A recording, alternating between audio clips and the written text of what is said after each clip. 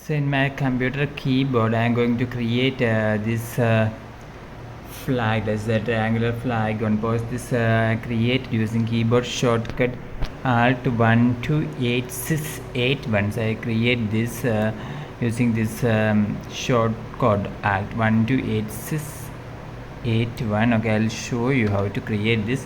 So after opening the Microsoft Word in your Windows computer, go to your computer keyboard and first turn on this num lock.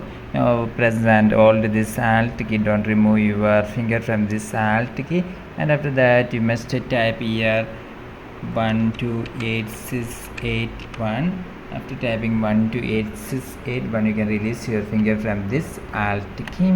So you can see that a flag like this have been appeared, and after selecting this you can simply in this your word here you can simply change the color also from here.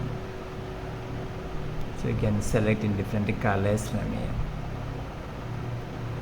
For more videos like this, you can subscribe. Thank you.